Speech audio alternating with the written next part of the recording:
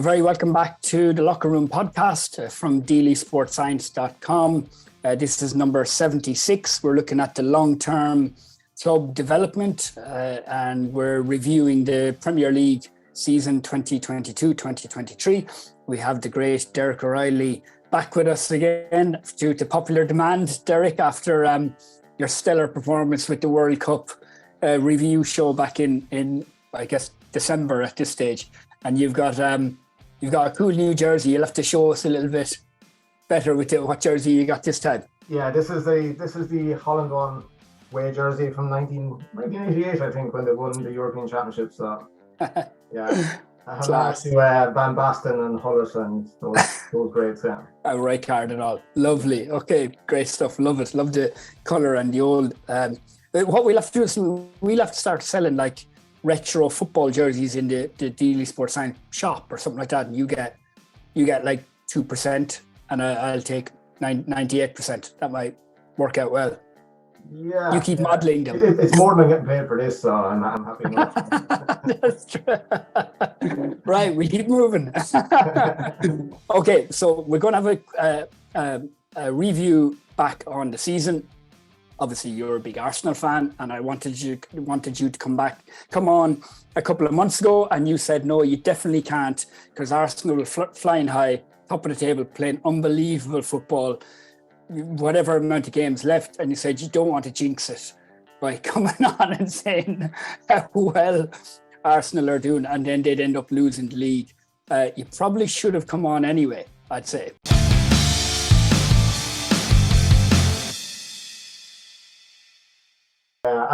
To be honest, I was, as an Arsenal fan, we were surprised to be in that position. At the start of the season, you would never have guessed that we would have been challenging for the league. I think I did say to you back at the time, around that time, I think Arsenal might have been 8 points ahead and 12 games left. That when you looked at the fixture list, I was expecting City to come back.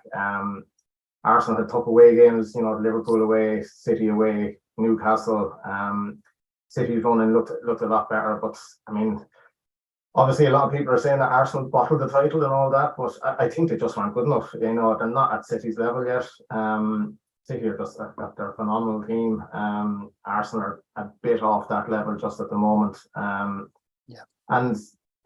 City, to beat them in the league, are going to pretty much have to get 90 plus points, which is phenomenal standard they're setting. And this Arsenal team, they're young, inexperienced. Maybe a little bit of bottle, because they are young, they're not used to being in title challenges. Dropping points at Liverpool when they're 2-0 up, even though a draw away to Liverpool is not a bad result. To then followed up a week later with dropping points to West Ham after being 2 up, and then just kind of Southampton the following week again. Just the heads they seemed to drop at the time. But like I said, I don't think they were ever going to be good enough to win it. I don't think they were going to get to 93, 94 points, which is what you kind of need to beat City. I know City only got to 89 in the end, but that's because they rested players in the last couple of games. But it's still a fantastic season for Arsenal. Us Arsenal fans are still delighted. I think, we're ahead of schedule. We're getting there, and Arteta's done a fantastic job, you have to say. Before the season starts, if somebody said you'd be going toe-to-toe with this Man City team, you'd be top for, more than 3/4 of the league campaign, you'd probably, bite the hand off of that. And probably the more thing that we've seen from Arsenal, which kind of links in with our general topic of this episode, is about that like long-term club development and that strategic way of looking at the club. And it really seems like Arteta has kind of brought back like a feel-good factor around the club, but also you can see now that these players really want to play with him. And maybe one of the biggest things as well is that they now will go into the transfer market, and some of the top players will be now willing to come to Arsenal. Whereas before that probably wasn't the case in the last few years. They've got like I was at the Women's Champions League semi-final about a month ago or so. The stadium is amazing. Obviously, the training ground is great. They seem like they've got kind of structure, the team behind the team set up really well. And they look like they're going to be challenging, you'd hope, for years to come, or in the coming years. Yeah, you'd hope so anyway. Having said that, like in one way, the easiest thing to do is increase the levels from a low base, which is done, and then the hardest step to take is the next one, to go to being champions or competing for the championship every year, or competing for Champions League every year. You know, that's the difficult step. I think they're on the right path. Like you said, the top players, they will be in for in this summer. I mean, Declan Rice has been linked. Caicedo from Brighton has been linked. So they should be in the market for those type of players. And, you know, it's probably a matter of adding quality rather than quantity this year. I think that one of the ways they fell apart in the second half of the season really was they were playing the first 11 every week, and it seemed like Arteta didn't really trust the reserves too much. When you brought in the likes of Tierney, who's a very good fullback, but when he comes in from Zinchenko, you know, the quality isn't there, because Tierney's an out-and-out fullback. Zinchenko comes into midfield, links the play, you know, so your whole game plan changes a bit. That's just one example. I think, you know, you had to use Holding as a centre-half for a while, who's not up to that level either when Saliba got injured. And Ketty had done a decent job for Jesus, but long-term, he's not a great second option to Jesus either. So I think how they're going to get to the next level is adding those quality players and having two really good players for every position. That's what City have. That's what Real Madrid have had for years. You know, that's what the great teams always do. They'll have two players for every position, and Arsenal just don't have that at the moment. But you know, they're moving in the right track. I think, you know, when we're looking back at the season and how, like you're saying, how Arsenal develop and how they go forward, I was looking at it, and it's pretty much very similar to United with Ten Hag as well. Like I was looking at when Ten Hag got the job, it was a case of he's coming into a club where standards have dropped. They're not at the same level they were years ago, pretty much the same as Arteta when he took over Arsenal. You know, there is that fact that the two of them had these great managers in the past that were there at the club for ages. The two managers pretty much ran the clubs and probably had full say on everything that went on. So when those managers left, there was nearly a lack of leadership there. The people left behind on the board probably didn't have the football knowledge because they let Wenger and Ferguson just dictate. And the club struggled for a few years. Managers came in, like Solskjaer for United, Emery for Arsenal. They weren't able to impose authority. The players were almost calling the shots. Agents were having too big a say as well. So basically, Ten Hag nearly had the same job as Arteta last year, you know, coming into a club, having to change the culture, change the mindset, create a winning mentality, deal with big egos who were probably getting a bit too big for their boots. And, you know, it wasn't a quick fix. You know, when you have to change so much, it's not a quick fix at all. Arteta and Ten Hag probably would have loved to come in and just focus purely on football and coaching, but there were so many aspects that had to work on. And to be fair, Ten Hag's done well with United this year. He's probably getting them up to speed a bit quicker than Arteta did with Arsenal. But then Arteta was probably his first job in management. He was a coach before that, and you know, he was probably learning as he went along. Whereas Ten Hag had been with Ajax and had managed teams, so he probably knew how to deal with situations a bit better. Funnily enough, when you compare the two as well, Man United won a trophy in their first year, winning the Carabao Cup. Arteta won a trophy in the first year, so that gave the managers too a bit of leeway when they're dealing with these big name players. If they have a trophy behind them and show that they can win, it gives them that bit of authority as well and helps them deal with those big players that they need to get rid of. So, you know, when you talk about development, I think the first thing for those teams was to ship out the lads who are bad eggs, basically bad characters, start building the team from there, create that winning culture, winning mentality. And I think, like I said, Arsenal and Man United are very similar and probably both on the right track now. But again, competing with City is the hardest thing. Yeah, it's amazing actually how similar they are in some ways when you think about it, because Arteta and Ten Hag, they're both very modern, continental, like head coach type roles, and they came into clubs, both of them, where they were used to having like a manager, you know, Wenger and Ferguson, where they ran things from top to bottom. And I think sometimes a lot of people don't even realize the difference between a kind of a head coach role and a manager role, whereby now you feel like Arsenal have a structure there with Edu, and they've, you know, their director of football and their director of football operations, obviously, and the commercial side of stuff and the recruitment. And in ways, it's a very different type of setup. And as you say, like I remember earlier in the season, I was critical of Ten Hag, how he dealt with Ronaldo at the beginning, because I thought, you have to be able to manage these top level players. And that's what's involved in these super clubs, managing the egos and everything like that.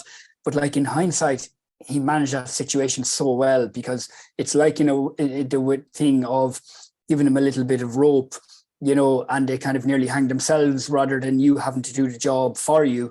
And I mean, Arteta had that as well, explicitly in with a documentary team in there. You could see everything that went on with Aubameyang and everything.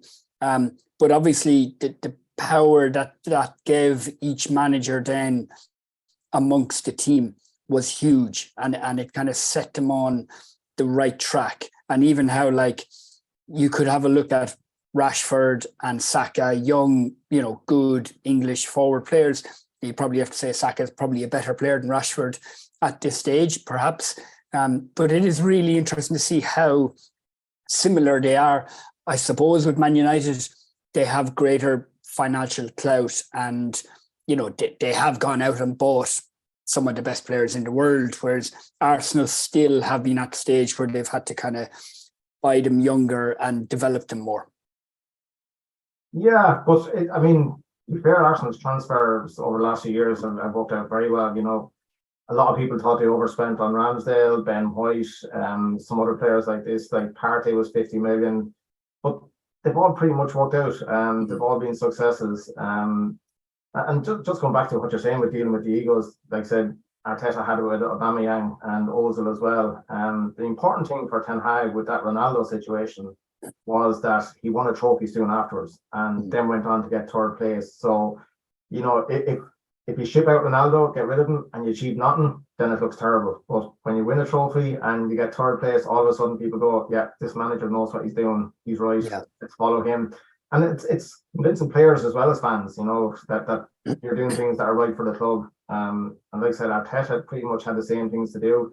Got rid of Ozil when a lot of the fans weren't too happy about it either. Then got rid of Aubameyang after that. And I think now fans seen that they weren't great characters. They weren't good to have around the dressing room. They were probably a disruptive force to a certain extent, just like Ronaldo was. So it takes a big managers to deal with that, and especially novice managers. Even though Ten Hag did have Ajax, like he was new to the English game, this was his first big club, and fair play to him the way he handled it, and and got the success afterwards. Yeah. Last thing on Arsenal and Man United, the only thing you could say with Arsenal in a negative sense is that will they have as good an opportunity as this over the next couple of years, where, and we've had discussions about this kind of offline about, will Tottenham be as poor? Probably. Will Chelsea will surely do better next year. Liverpool may come back. And also just linking in with that point, United seem to be, like, United are a bit of a juggernaut. It's like when all these companies innovate and come up with the MP3 player, Apple stay out of the arena, and all of a sudden they enter in with all the financial clout and the design and the history and everything, and they just blow everybody out of the water. Now, I'm not saying Man United are going to do that, but you feel like they're a club that are in a pretty good situation now for the years to come. The challenge will be for Arsenal of, like, first of all, matching what they did this year, and obviously then going one step further, which is obviously going to be difficult. Yeah. No, I'd agree with what you say about Man United. They're if they get things right behind the scenes, if they get the structures right, the manager right, they'll never be too far away from the top trophies, all right. And with the financial clout they have as well. For Arsenal, yeah, the thing that would give me hope is that the age profile of the team, they're still developing. So you say, will they ever have a better chance? Well, this is still a very young team. Like, if they keep progressing the way they are and get in, like we said, the big signings, particularly in midfield, I think, with Rice and Caicedo linked, there's no reason they shouldn't be competing again in the next couple of years. Like, Saka still has to reach his peak. Martinelli, Even Smith Rowe, you'd hope will get back to a decent standard again over the next year or two. Saliba looks like a fantastic young defender. So there is a spine of a great team there that are still to develop, still to hit their peak. So, that gives me hope that they will be there back in the title race again. And also, I mean, years ago we used to say you have to lose one to win one when you're going for a title or an All Ireland or whatever, on the big trophies. And the experience of being in a title race should stand to them. If they get back in that situation again, they'll probably handle things a little bit better. So hopefully they will be back again and get over the line the next time. Yeah, it's interesting. Just moving on to Manchester City then. I mean, a few things about Man City, but when we talk about the strength and depth of the squad, that Arsenal probably lacked at times. Like if you think back, actually, it's quite a long season, because if you think back at times earlier in the year, Kevin De Bruyne wasn't being played a lot of the times, and he wasn't having his best season at all. And there was even talk, has he fallen out with Pep or fallen out of favour or standards dropped? Now, obviously, he completely turned that around to the point where, he's dominating against Real Madrid in a Champions League semi-final and everything like that. But the point being that, the depth of the squad for Man City, and it's not even a case of being able to play a whole second 11, in your next game. It's just dripping in and out those players, and I know myself, even just from being involved in football, when you've 2 games per week and you're traveling, for them for Champions League and stuff like that, it's so important. And also, they used to say about Alex Ferguson, that he was a genius at looking 4 games in it, like Ryan Giggs said in an interview, that looking 4 games in advance and thinking, okay, who I need to rotate, who I need to keep fresh, who's on form, who needs a break. It's an art from the coach or the manager, but also having the financial clout and the depth of squad is critical, especially at the business end of the campaign, I think. Yeah, and I mean, City have had that for years. They've had, like I said earlier, two players for every position. I mean, you look at the running, and Mahrez and Phil Foden were pretty much reserves for them, and they'd walk into any other team in the league. Alvarez as well, what a sub to have as for Haaland. The De Bruyne situation earlier in the season, I think City didn't seem right earlier in the season. As well as they finished the season in the first half. There's a lot of people saying that they weren't the same City of years before. Last summer, they got rid of Jesus, Zinchenko, Sterling to rivals. And if anything, their squad really looked weaker. Even though they had Haaland in, they didn't have much else in, and they got rid of a few players. So, when they were struggling, well, I wouldn't say struggling, but they were dropping points earlier in the season, it looked like, maybe they're on the decline. And all of a sudden, I think it was back in February, had a bit of a rant about the players, saying they weren't as hungry as previous seasons, and he'd get them to kick up the backside they needed, I think. And after that, I think they went on their usual winning streak of 14, 15 games that they seem to do every season. And as well, I think probably with the World Cup, I'm wondering how much the conditioning was changed this year with players. I think City seemed to be the strongest team in the second half of the season. And I know, Pep has spoke about conditioning of players before. I think in previous seasons, City tend to have a drop in November and maybe come good then from February onwards. And I think maybe the conditioning of the team might have been a bit different this year, altered for the World Cup. And, when they weren't looking as strong back in the earlier part of the year, it was only a matter of time probably before they were going to come good. And De Bruyne had been a prime example of that. He looked a different player earlier in the year, maybe the Belgians' poor performance in the World Cup might have affected him as well. But in the last few months, he's been back to his sensational best. So. Yeah, and I suppose the same thing happened with Haaland in some ways, whereby he was banging goals in all around him, but yet there was a genuine question of, is he a problem for Man City? Whereby he had X number of touches of the ball, which is just alien to Guardiola, way, way less than all the other players, including the goalkeeper. And he did seem to tweak his system slightly, back in February to kind of bring out the best in Haaland and De Bruyne. De Bruyne kind of pushed further up, I think, really. But is this the culmination now of the kind of Abu Dhabi project in Man City, whereby, like, if you think of a state-run club basically set up a perfect template, a perfect structure with one man in mind of Guardiola, and obviously he came in and had success, nearly straight away, but it just feels like it's the perfect culmination now of this project.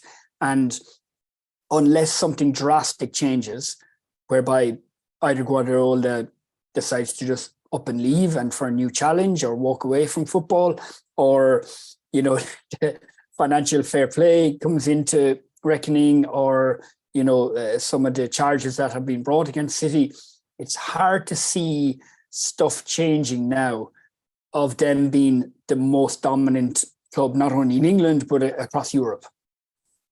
Yeah. And I think, they're pretty much been set up to win the Champions League, and that's been their main goal, I'd imagine, for the last few years. So, like you say, if they've clinched the Champions League and get the treble, then that is the culmination of the project. It's hard to talk about with the charges. If they're found guilty of those charges, like, they should really be relegated. Like, teams have been relegated for less than this. And it's 115 charges. Like, it's not as if they broke one or two rules. Like, it's 115 cases. And if it is found guilty, then you have to say that they should face the toughest punishments possible. Yeah.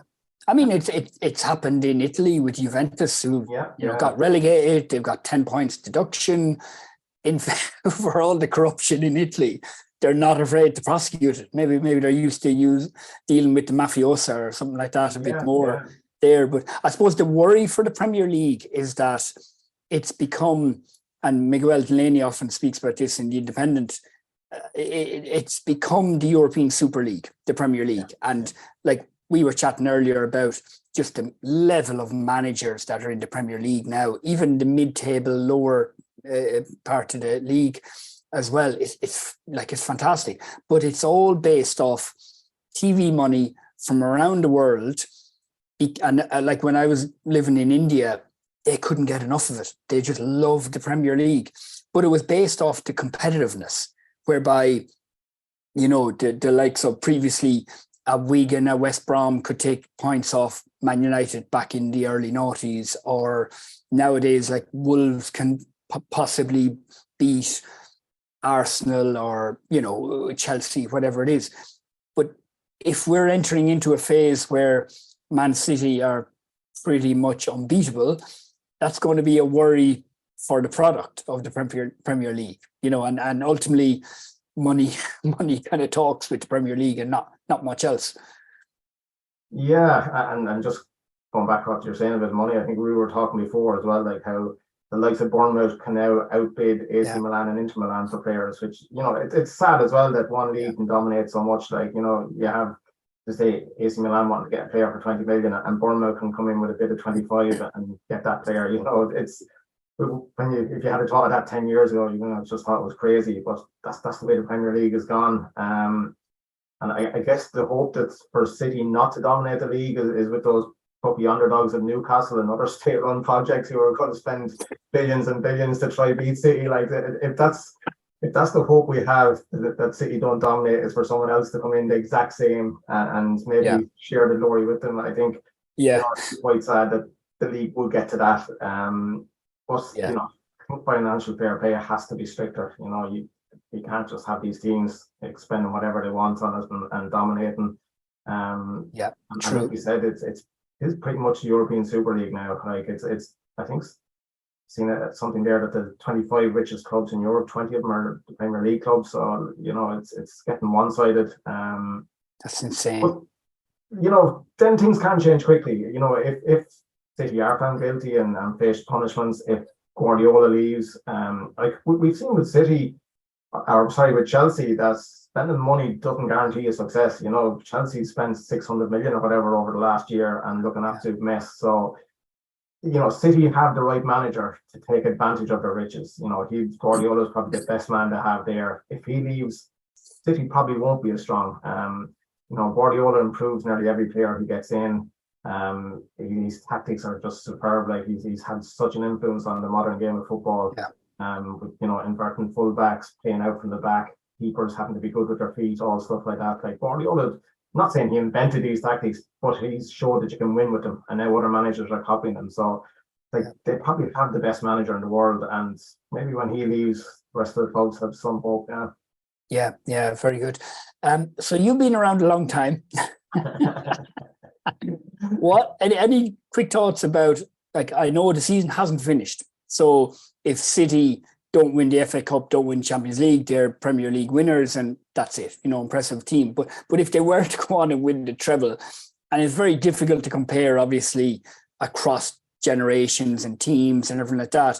But like when you have the Man United team of 99, let's say, I know there were other Man United teams as well, but that's the one that kind of jumps out. Now you'll probably say Arsenal Invincibles team as well. There you go. There's a bar in the Emirates now that's I can't remember. Is it called the Invincibles or some other play around that? Oh no, the number of games they remained unbeaten, I think, or something like that. Yeah, bar 49 or something like that. But yeah, I mean, be interested just to hear your thoughts on it. And this is not a City team that's loved. For some reason, I'm not sure, is it that they just lack a bit of warmth or personality, or maybe it's purely down to Abu Dhabi, state-run club and stuff like that. I'm not sure, because obviously there's some like fantastic players and very likable players, like Argentinian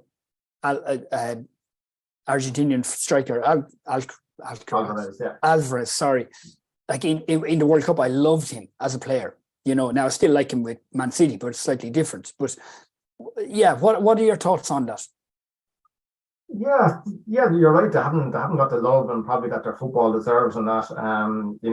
But they're just a winning machine. Like they come along, they trounce teams 4 or 5-0 most weeks. When you look back at the United treble team, I think they won the league with 79 points that year. And that was common enough. That wasn't necessarily anything unusual to win it with that much. I think most clubs would have won it around the 79-81 mark. So when you look back at those teams, they weren't winning every week necessarily. There was lots of draws in there. They were losing 5 or 6 games a season. City, it's nearly that their dominance is just dull. Like they're just coming, they're beating teams 3 and 4-0. No one really has a chance. Some clubs have even out with their teams against them. They're resting players for more important games because they know they're going to be beaten. And it's bad for the products, you say, the Premier League, that a club can be so dominant. They're getting to 94, 95 points pretty much every season when they're pushed. Liverpool, I think, got to 98 points a couple of years ago and still didn't win the league. So they've just raised it to phenomenal levels, and no one can really compete with them for too long. Liverpool, had a couple of seasons of doing it.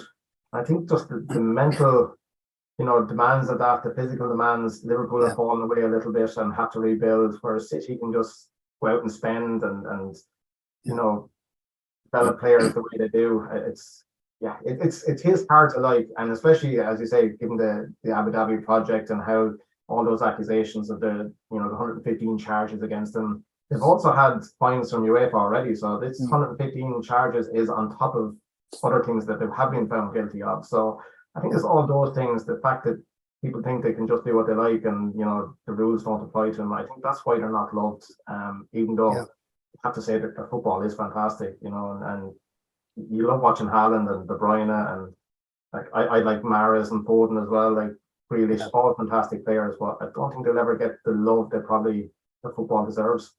Yeah, and even like if you think of Guardiola's Barcelona team, which was like loved worldwide by people from all different sports, it just not that feeling with this team.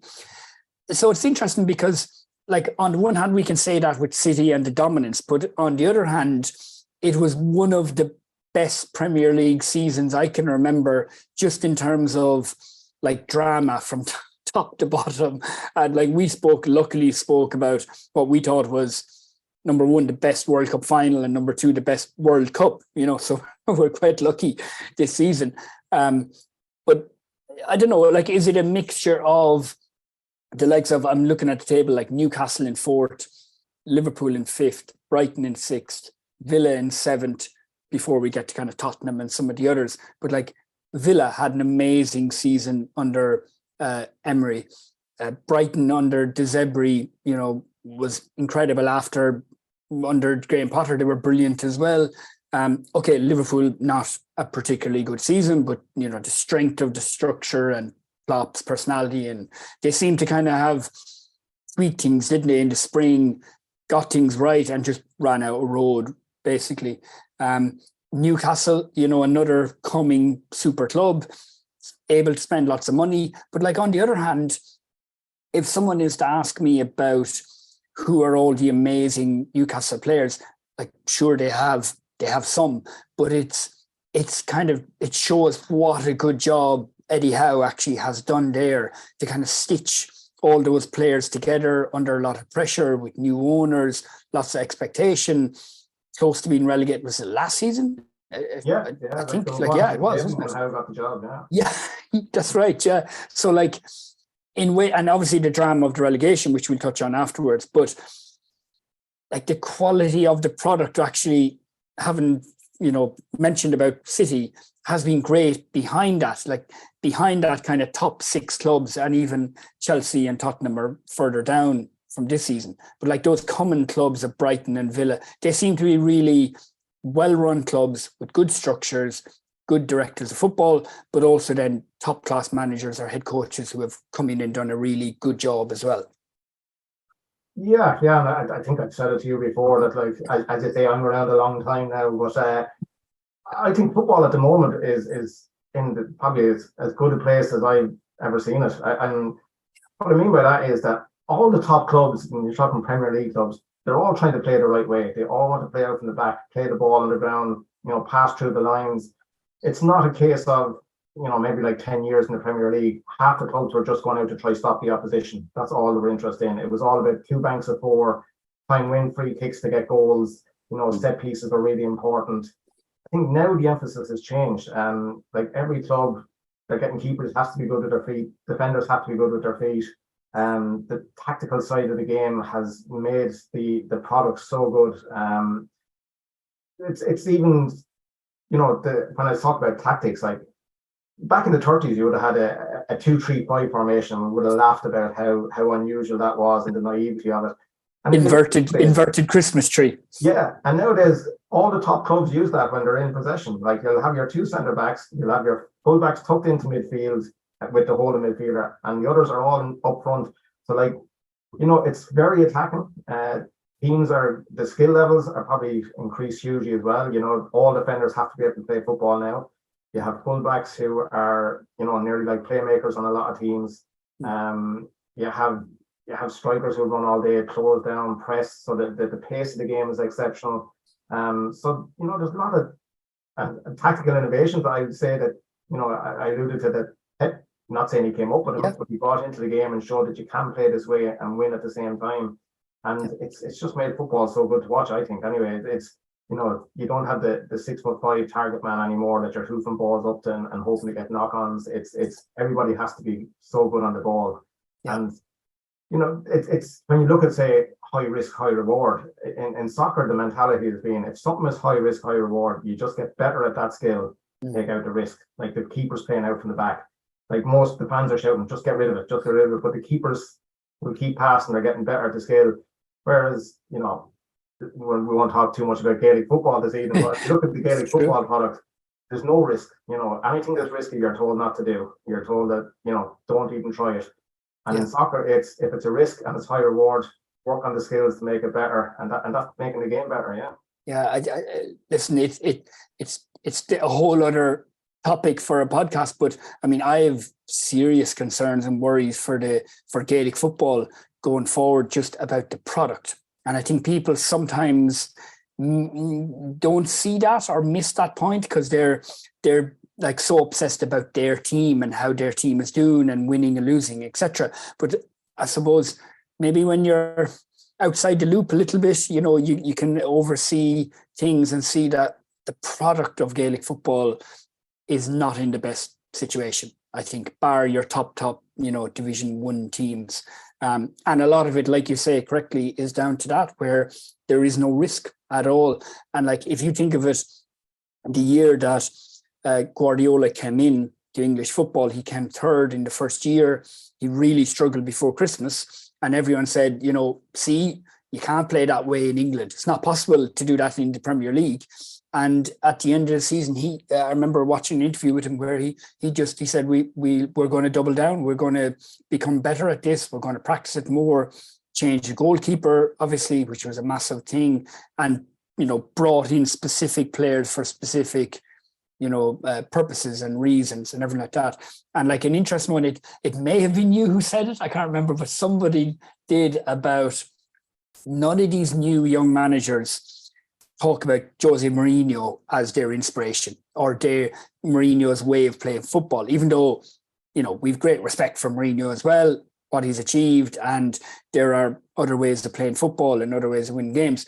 But like all of them, Graham Potter, De Zerbi, all of them, they all reference Guardiola, and he's kind of a hero to him in some ways. So he has had that impact on the game. And I think it's great that in the English league now we have the likes of De Zerbi coming through, and I think they're going to have a big impact on the league in the coming seasons. Yeah, and go back to what you're saying about Guardiola. I remember that first season when he dropped Joe Hart early on because he said he wasn't good with his feet, and he was ridiculed for it. And like I said, the next season he gets Ederson in, and Ederson is as good as any midfielder in the Premier League as regards passing, and and that changed the game. And then Guardiola went from being ridiculed to every other manager wanting to do it. I think you mentioned De Zerbi there. I think Brighton played Manchester United a couple of weeks ago, and they interviewed Lewis Dunk after the game, and a bit of an unusual interview with him because normally they don't do this, but they were showing Lewis Dunk tips of Brighton being in possession at the back, and he was talking through about how the players need to be in a certain position when the ball is in this area of the field. He was saying, I should have been dropping 5 yards further back there, and then Pascal Gross comes in 10 metres, and it just goes to show the level of coaching that it is. Like, if the ball moves 5 yards, all of a sudden players have to be in this, completely different positions, showing for the ball, moving away from the ball, creating space for others to come into.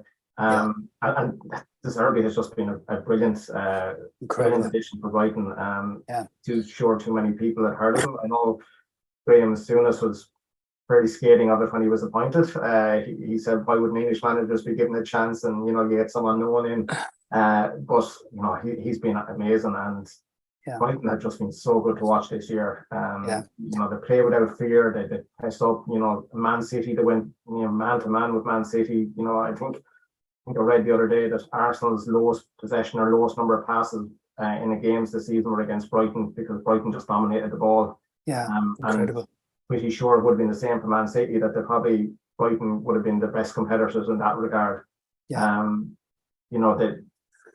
Obviously their scouting network has been well documented. They're getting in these gems from South America, and luckily for us, they got one in from Ireland as well, and Evan Ferguson. And they develop the players, and they just do everything right. There's just such a well-run club. Our part for them is now to keep that, to maintain it. De Zerbi is going to be on the wish list for a lot of clubs when the next top job becomes available.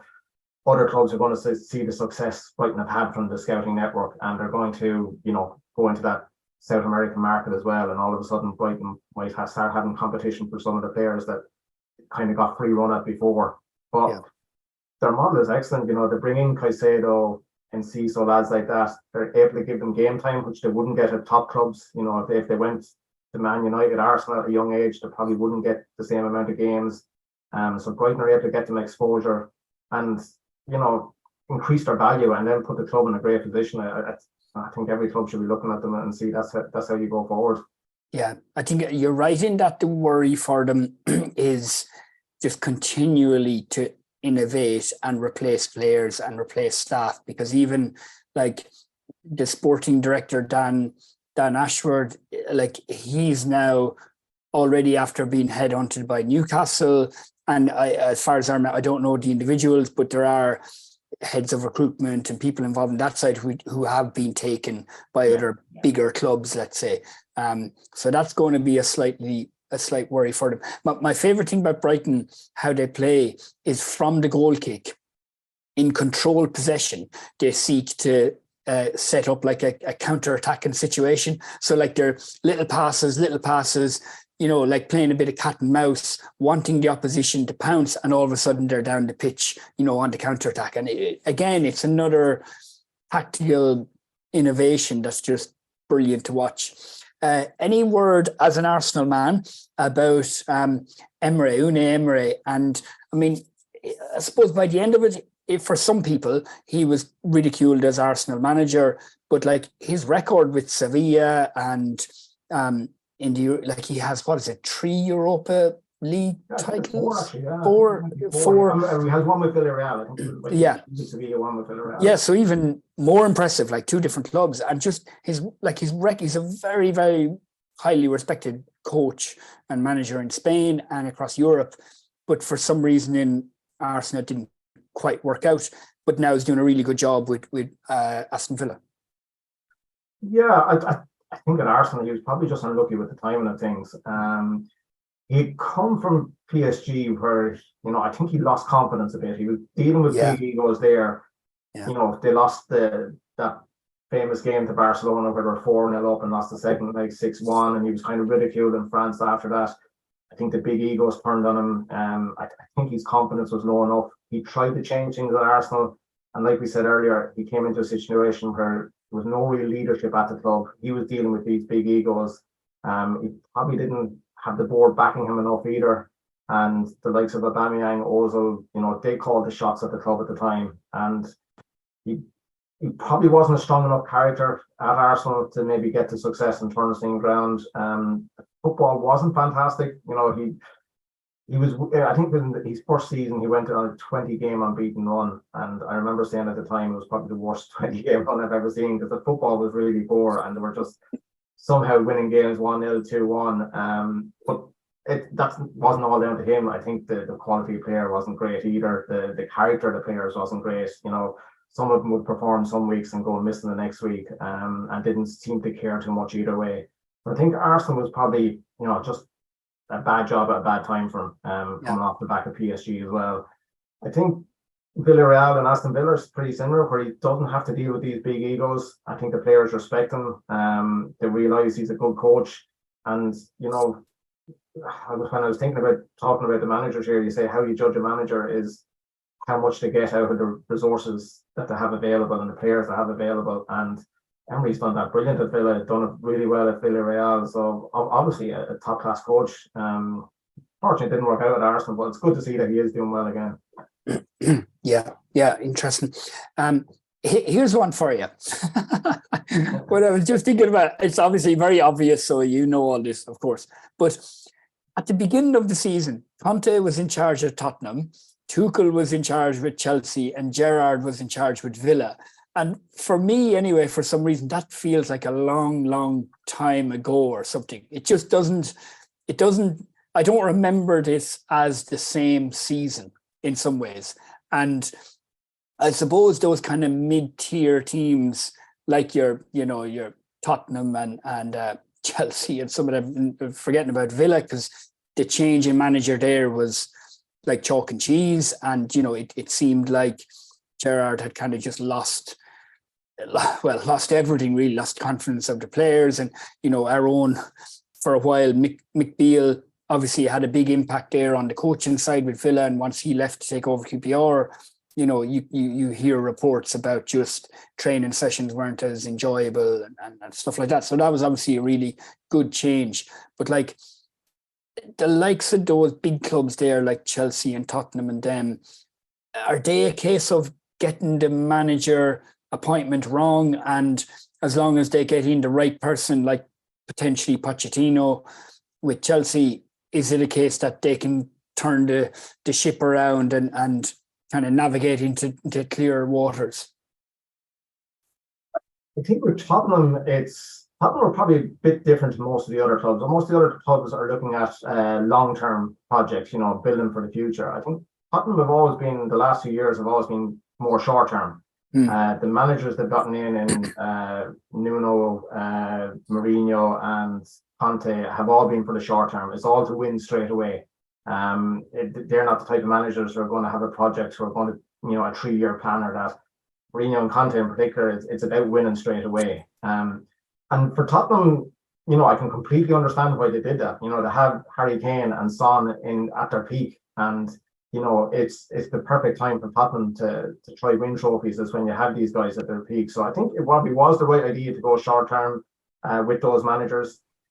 The problem with short term managers like that who are only brought in to win straight away, they don't necessarily play good football because they're not going to spend time working on the stuff that other managers work on. It's about getting it tight, keeping it tight, and trying to nick one on the break. Or with Tottenham, it was basically 9 men defend and have Kane and Son try to win you the match. So the football is quite boring, and if you're not winning, then the fans turn on the managers because they say, right, you're not winning and it's boring. So what's the point of this?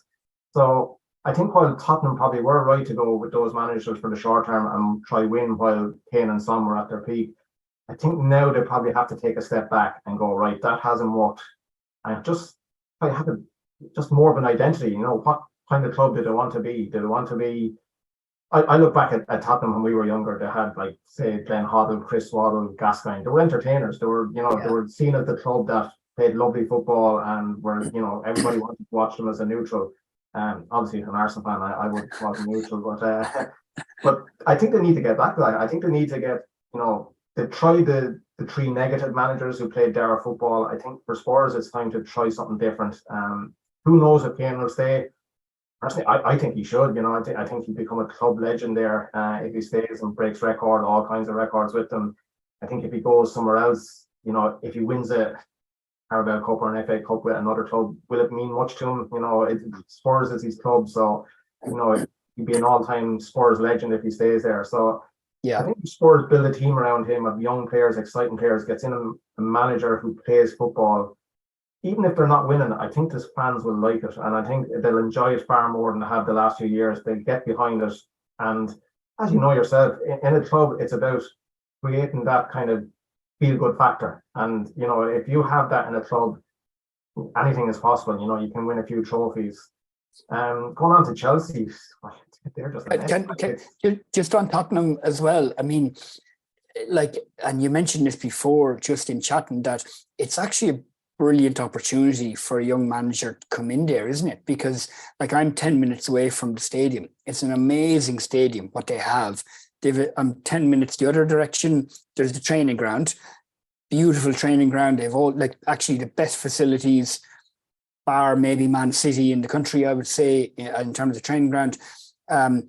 They've been starved of success.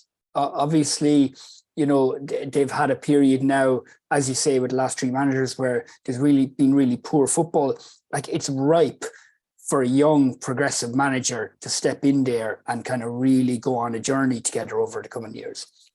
Yeah, I completely agree with that. It's a new manager can go in there and say, look, you've tried the short term, it hasn't worked. Give me 3 years to build a young team. Also, whoever takes over the job is going to be delighted that they're not in Europe. I think they missed out on the Conference League on the last day. And if a manager goes in there next season without having to spend, midweeks traveling all over, every part of Europe with the Conference League isn't a great league. Really, it's not a fantastic competition. So you don't have that distraction. So a manager can go in there, spend all week with these players, nail down his ideas, get players playing the way he wants. And also with not being in Europe, you don't need as big a squad. So you can get rid of a few players, get in a few young lads that you like, have a smaller squad to work with. And first year should be good for that manager. So I've read in the last few days that there's lots of managers turning it down. I'm surprised by that because even as an Arsenal fan, I'm saying it's a good job to get. It's not the worst job that you're going to get at the moment. Probably not much expectations on them either. Following the last few years, that a manager can go in there and just get the crowd behind them straight away.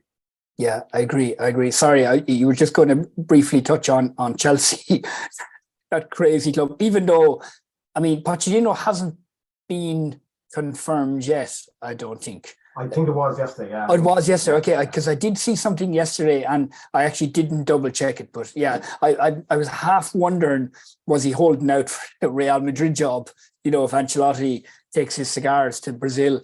But no, I mean, that's a big step forward for Chelsea, I presume. Yeah, I mean, they've been such a mess. Like I said, I think it was 600 million they spent over the last year, but no real plan of what to do with it. To be honest, the spending seemed more like it was done for show rather than any real purpose or plan to it. It was just, oh, look what we can do. They seen the players were linked with other clubs and just decided, oh, we'll go for that player too. And they created a situation where Graham Potter came in and he had an impossible task. I don't think there was any way he could have succeeded at that club. They had over, I think it was something like 36 senior pros. Like that's, normally a Premier League club will have 20 senior pros and a number of young kids that they're trying to bring in through it. They had 37. And, Potter couldn't even do proper training sessions. Apparently they needed 2 pitches for the training sessions. When you have that many senior pros as well, they're all expecting to be part of the match day squad. So you're leaving out half of your 36 players on a match day, which creates a lot of anger amongst players. It creates cliques. It just puts a bad atmosphere around the club, and players stop trying. In training, I presume lads were probably not giving it everything because they knew they weren't going to be in the match day squad. And I thought it was very harsh to get rid of Potter. I thought he had no chance whatsoever there with the situation that Todd Bowley had put him in. It was also bizarre to get rid of him and have no plan about who to come in with 10 games left. Why not give him the last 10 games? If he didn't have somebody to come in and take his place, because he wasn't doing that badly, as it turned out compared to Lampard. Yeah. But I think he at least deserved a summer where he get rid of a few of the players, get his own squad, and just a bit of common sense around the club, like that you can't work with 36 senior pros. And you have to have a plan. But I think Pochettino probably is the right man. I think he won't take that bullshit from Bowley, and I think you get rid of players you don't want. He'll make decisions quickly. He'll work with a smaller squad. At Spurs, he seemed to get a good atmosphere in the dressing room as well. All players seem to like him, so he is a good man for the job. But it's not a quick fix for them either, because they have to get rid of so many players in the summer before they can even think about buying anyone else. And clubs know that Chelsea have to sell, so they're not going to be bidding big money for those players either. They're going to force Chelsea to sell on the cheap. So it's interesting times for them. But I can't. Good manager.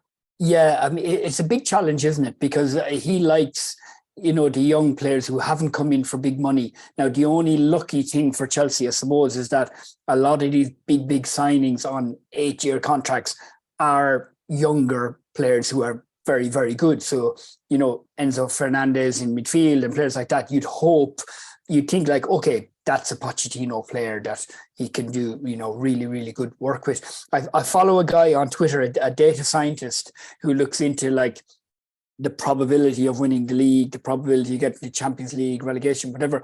He's done a good graphic today, I see, and the biggest swing of all the new managers was Frank Lampard in the wrong direction, where, as you say, it's bizarre how you'd get rid of Potter, even though things weren't going perfectly. Obviously, we know that. But to bring in Lampard, like, how could they prefer to go into the Champions League latter stages under Lampard versus under Potter, who they stuck with, for a good while, actually? Surely it would have been better just sticking with him. But anyway, the biggest swing actually was Emery, then Zebri, and down the other end was Frank Lampard, Celis with Southampton, slightly unfairly, and Ryan Mason as well, slightly unfairly, like kind of at the end of the season. Without going into detail, I have to mention the good job like Gary O'Neill with Bournemouth. I mean, do you remember that game where they lost 7-0 against Liverpool, or 8-0? 9-0. Sorry, I knew it was a massive number. And Scott Parker got sacked twice in the one season. I think, was it Club Bruges? He went to Belgium. Yes, it was. I think, one of the Belgian clubs. Yeah, I have to be careful because he could be, I could be working on them under him any day. But at that moment I thought, okay, Bournemouth they're gone. Like there's no chance they'll stay up. So really good job there. Frink with Brentford. Like when you talk about innovation and what makes the Premier League good, like you don't expect Brentford to make Champions League or, to beat the likes of Man City and everything. But these mid-table clubs and even lower down clubs and the innovation they're bringing, I think that's what's making these games really interesting, where you can have Man United versus Brentford, actually a good example, can be an amazing game, which in the past, like I say, a Wigan versus Man United, it's not a good game. The other ones where Roy Hodgson did a good job. He came back with Crystal Palace and actually probably back more to his roots of being a positive, more attack-minded coach, which he kind of lost a little bit, I think, didn't he, with Watford, with England a little bit, even with Liverpool didn't do as good a job, let's say. And lastly, the Wolves manager, who I cannot pronounce his name. Let's call him Julian. Let's go by first name. But I mean, I suppose if you think of it, the Wolves manager is, I know it didn't last long, but the ex-Spanish manager and Real Madrid manager. I know neither of those positions worked out well for him for, kind of more political reasons or whatever. But you've got a high quality coach there doing a really good job with the likes of Wolves. And sorry, last one, Steve Cooper in with not Forest as well, which again, at certain stages of season, we kind of, I suppose we all thought that they were gone, but somehow managed to bring it back.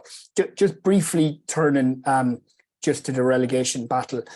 Like I was chatting to my brother today, who's also a QPR fan, and we are slightly worried about QPR's chances for the coming season in the Championship when you have the likes of like Leicester with the 7th highest wage bill in the Premier League, Southampton as well, really good club, and Leeds, down in the Championship. And you think, okay, Leicester, how the hell could Leicester have been relegated? That kind of way. And it's a slight worry for the other teams in the Championship. Yeah, the Leicester one is bizarre as well. Like I felt it was like they sleepwalked into relegation. It was like they were good enough to get out of it, but just really try hard enough. Like it was nearly like they felt, it's not going to happen to us. We'll be all right. The players were nearly arrogant about it.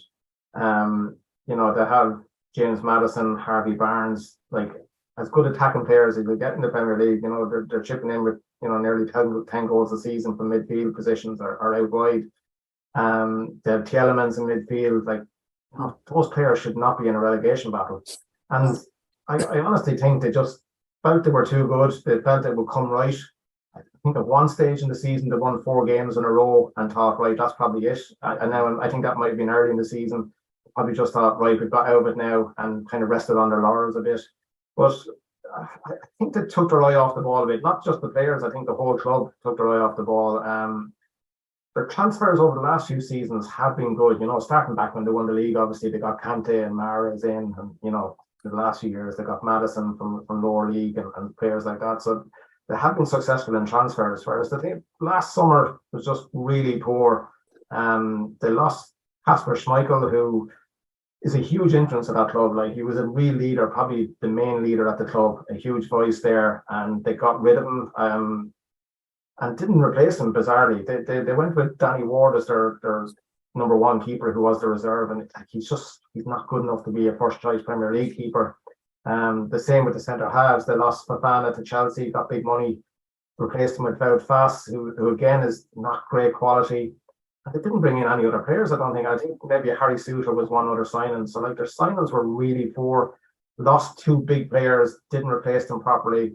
I think at the beginning of the season they had, like I said, they had Danny Ward in goal, and their central defenders were Wout Faes and Amartey, and that's just not good enough for Premier League. Like they're Championship level defenders and keepers. Yeah. So their transfers have been poor in the last year, which I don't know, is there other stuff going on at the club? Are the owners not putting the money in anymore? Are they looking for a way out? I don't know, but I still think they should have been good enough to get out of it. You know, with, like I said, Tielemans, Maddison, Barnes, you know, they had more than enough quality there. So it's just really poor. And maybe as well as the case with Brendan Rodgers has been there for, I think, 4 or 5 years. Did the players just need a new voice, and it was too late then when they got it? You know, he wasn't doing anything really to change around their fortunes. And then when they replaced him, Dean Smith wasn't really an inspiring choice, I felt, and they probably needed someone else. And yeah, it's just, and now the worry for them is that all these good players that they have, they're probably going to lose. And a lot of them are near end of contracts or out of contract. I think the Elements is a free transfer. So they're not even going to get big money for these players that they're losing. So it could be nearly a complete rebuild for them again, without getting in the money that they need to do that. Southampton's another one. Yeah, can I just with Leicester? I mean, I suppose that's the one danger of when we talk about the long-term club development structures and everything like that, is that in the Premier League, with the type of money you're talking about and it being so competitive, like when you mention about losing, like, let's call him a cultural architect like Kasper Schmeichel, and a few bad transfer windows or even one bad transfer window, like, it can all go wrong very quickly. And the likes of Brighton, Southampton, Leicester, like Brighton are the opposite end of the scale. Obviously, they're a good example, but to continually replace these good young players who are bought by bigger teams, and also good managers, like, you know, Brendan Rodgers is a fine manager. It just didn't work out at the end. They probably should have been quicker to change him, but it's hard to keep doing that. And I think, like you say, like, you're nearly one bad managerial appointment away from being in a relegation battle. I mean, I was surprised at the time when Dean Smith was announced, having, like, he was relegated with Norwich last season. Craig Shakespeare was brought back to the club again, you know, after being a few years away. John Terry was brought in as well. I'm thinking of Robbie Keane was brought in with Sam Allardyce, wasn't he? Yeah. But you know, just a few kind of funny appointments like that, a bad transfer window, and all of a sudden, like, you're relegated. And as you say, 7th highest wage bill in the Premier League. They're going to have to ship off a lot of players, you know, in the off season. But yeah, it's tricky. Sorry, you were going to mention about Southampton. Yeah, Southampton, another relegated club that, you know, just seemed to get things wrong last year as well. You know, going back to what you were saying here, we spoke earlier about how Brighton and their transfer policy of getting in young players. What Brighton do is they get in those young players, they dip them in and out of the team with experienced pros. Whereas Southampton probably went over the top on the young players last year. They brought in players who had no real top flight experience. Some of them hadn't even played senior football before, and they spent big money on from Man City. And just all of a sudden, when the season started, they had a really young team with very few experienced players, maybe bar Ward-Prowse, but, you know, it was a recipe for disaster for them. I think they probably got rid of Hasenhüttl a bit too soon. I don't, you know, they were struggling, but, you know, given the age profile of their team, maybe he needed a bit longer with them. Again, Nathan Jones was a bizarre appointment for them. I was going to say, if they hadn't got rid of him, we wouldn't have got Nathan Jones, though. Yeah, exactly. For entertainment purposes. It is funny that Nathan Jones' only win was against Frank Lampard, so I think that says it all about those two. I was listening to Totally Football podcast today. Our rivals, by the way, you know, James Richardson and those lads. They're actually our direct rivals. But they were saying that he did a brilliant job with Luton twice, but they only seem to get promoted when he has left the club. So they get to the championship when he leaves. He goes back. Then he leaves again, and they get promoted to the Premier League. But anyway.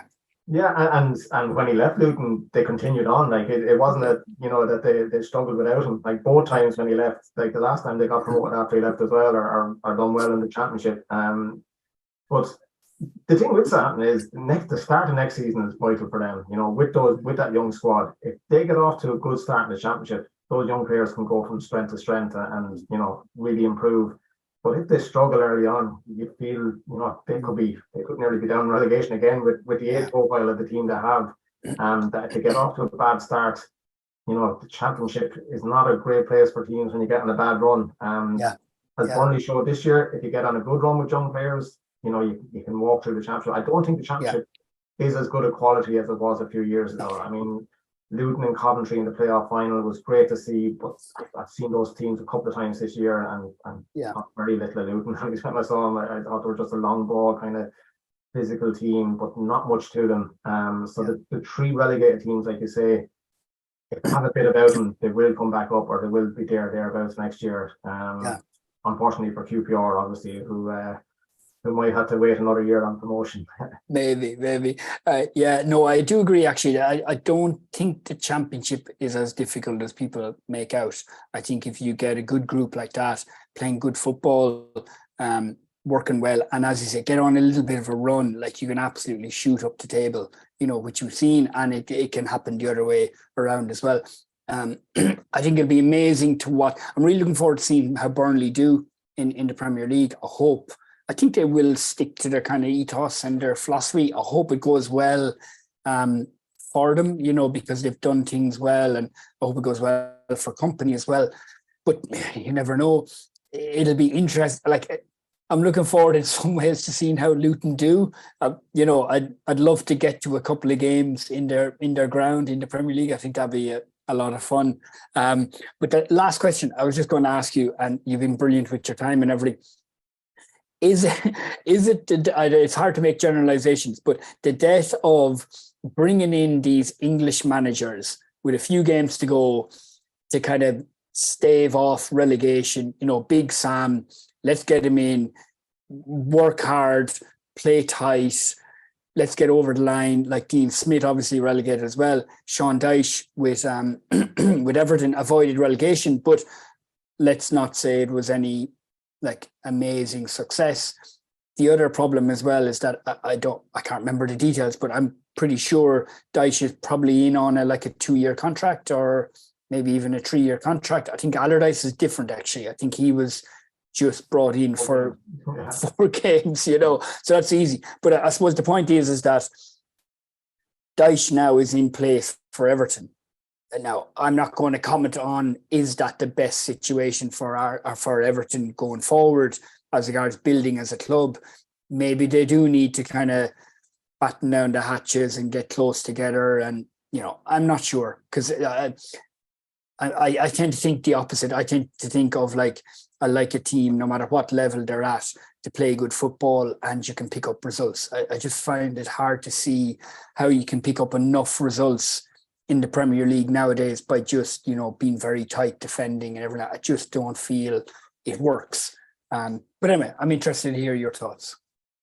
Yeah, with Everton, I feel the same. I think probably Sean Dyche is probably at a crossroads of his career now. He's had this reputation of someone who's, like I said earlier, the 2 banks of 4 type manager who'd battle out a 1-0 win. And to be fair, Everton probably got 3 or 4 of those 1-0 wins in the last couple of months of the season to stay up. But he needs to show he can do more than that now. Everton is a big club. It should not be down in that position. And I'm sure that fans want a bit better football as well. They don't want this, depending on the edge of their box and trying to hold out for a 1-0. So Dyche needs to be able to show that he can do a bit more than what he's done with Burnley. That he can progress the club, he can play better football. He is labelled an old school manager, which he is and which he sounds like, but he does embrace a lot of the modern things too, about psychology and sports science and all that. So, he is kind of a cross between the two. But I think, like you mentioned, I think Everton probably do need a more progressive manager, someone who play a bit of football if they're to get higher up the table. I think Dyche will only get you so far. I think mid-table is about as good as you expect, whereas Everton need to be up. Brighton are finishing 7th, Villa are 7th or 8th, or 6th or 7th. So Everton need to be up in those positions, and if they are, they need to get someone a bit more progressive. You look at like you mentioned about the Sam Allardyce. I felt Leeds gave up on staying up when they appointed Allardyce. It was 4 games to go. Did they really think he was going to save them at that stage? They get a squad together that suits a certain style of football under Jesse Marsh and even Gracia. And then you get in a manager who plays a completely different style, and you expect those players to learn that style within 4 matches and stay up. You know, players who have never played Allardyce's defensive style of football before in their lives. You know, I thought it was a ridiculous decision at that stage to give them 4 games. As regards the death of the old style manager, I think when you look at the successful managers we've had this year, and like there's been so many, like if you look at your candidates for manager of the year, there's probably 10 plus managers in there. Yeah. Going with the top 4, De Zerbi, Frank, Marco Silva, Fulham, Gary O'Neill, Steve Cooper have all been excellent. They're all what you would call, you know, I've heard it called before as career managers. That's their vocation. They study the game, they study tactics, they immerse themselves in the game, they find out about psychology, they read up on stuff. You don't have the days anymore where a manager is just getting a job because they're a good player or because their friends in the media keep overhyping them, you know, like Allardyce has had for years. Like now you have to go with managers who, you know, done the hard work, you know, want to learn more, want to get the knowledge of the game, the tactics side of things, and not just this manager who's a big personality like Allardyce or maybe Warnock before him, those types. The Gerrard, Lampard, who are great players, but you know, don't really know how to get the best out of the squad. I think those days are gone, and I think this year probably showed that these what you would call career managers are the way to go. Yeah, they probably damaged the brand in some ways, like Lampard and Gerrard. If you think back a few seasons ago when Lampard made a good start at Chelsea, playing young players and introducing Mason Mount and others there. James Reese and everyone, Reece James and Gerrard was doing well with Rangers first and doing okay with Villa. They've probably damaged that a little bit now. I heard an interesting stat about Leeds that since Bielsa left, they've won 11 games in total. You know, and you kind of wonder, where do Leeds go from here? You know, and like I liked what Gary Lineker said about Leicester, that over a 10-year period, as a fan, he's a fan of Leicester, would you take winning the Premier League, being in Champions League quarter-final, winning the FA Cup, Community Shield, whatever, and getting relegated? Yeah, you'd probably take it. But Leeds work so hard to get up to the Premier League, and it just never really, actually they did well at the beginning during COVID, unfortunately for them. And then since, it just hasn't gone well. And yeah, it'll be interesting to kind of track their progress, I think, over the coming years. It's hard to know how they'll do in the Championship. Yeah, and I feel they have some good players as well there. But they'll probably lose those now. The likes of Tyler Adams, who unfortunately for them, you know, got a bad injury in the run-in and missed a lot of that, you know, when they needed him most. I think he's a fantastic midfielder. Weston McKennie as well, another American, Aronson.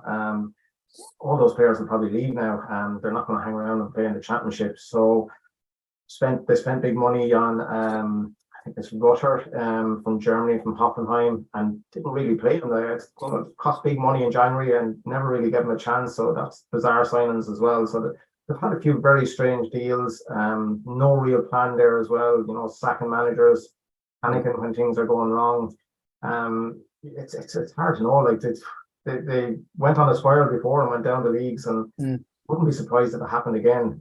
But at the same time, if they manage to keep those players, get a good managerial appointment in, you know, with the support they have, Ellen Road is, you know, especially in the Championship, will be an absolute fortress if things are going well. They really need to get off to a good start, get the fans behind them, and they could be okay.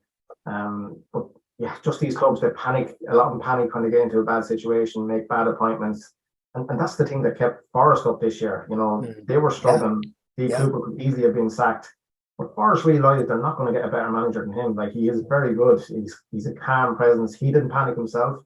You know, some managers, when things are struggling, they try out different things that don't work. Cooper just kept doing what he did, kept a cool head, kept calm, you know, got the players focused again and came back and stayed up. And you know, clubs like Leeds, Southampton, Leicester probably needed to do a bit of that as well. You know, just a calm presence. But it's hard to know how these will go in the Championship. Every year you expect the teams that get relegated should come back up again, but it rarely happens.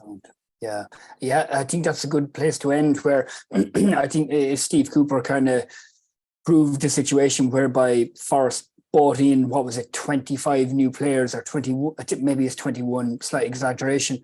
But with a really good manager who could stitch things together, like ultimately they came through and massively overachieved for what you would have expected them to be relegated straight away. So it's interesting to see that sometimes it's often down to an excellent manager or head coach, and then the backing from the club, like what Arteta got over the last couple of years, like what other clubs are doing as well.